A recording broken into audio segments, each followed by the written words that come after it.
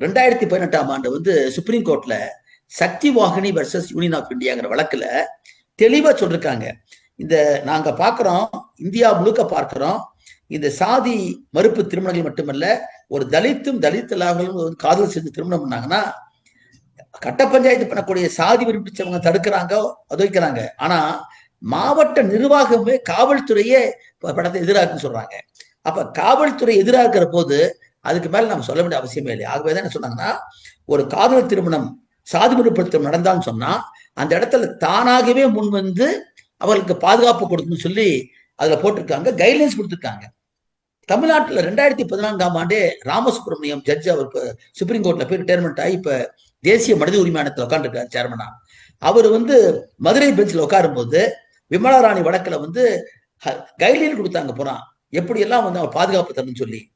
ஆனா இன்னைக்கு தமிழ்நாட்டில் தொடர்ந்து கொண்டு கூடிய காரணம் கேட்டா காவல்துறை அதுக்கு உரிய பாதுகாப்பு தரல.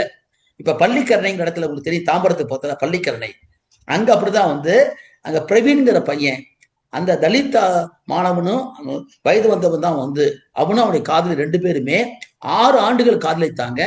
பெரியார் மன்றத்தில் போய் பெரியார் திடல போய் திருமணம் செய்துக்கிட்டு பெரியமேட்டில் பதிவு பண்ணிட்டு போறாங்க.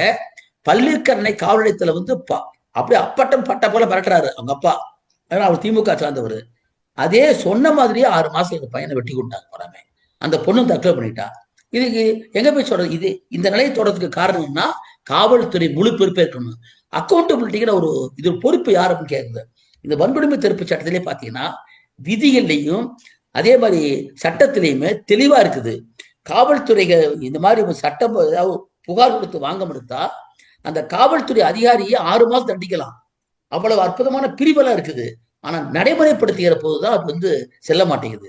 ஆகவே தமிழ்நாடுடைய மாநில முதலமைச்சர் வந்து இதுக்கு பொறுப்பேற்க வேண்டும். அப்படின்னா அவர் டைரக்டா அவருக்கு வந்து பண்ணாருன்னு சொல்ல மாட்டாங்க. ஆனாலும் கூட சுற்றிலும் இருக்கிற அதிகாரிகள் இருக்காங்க பாருங்க, இந்த அதிகாரிகள் இந்த சட்டத்தை அமல்படுத்தி அதை கொண்டு வந்து அவர் முன்னால வைக்கணும்.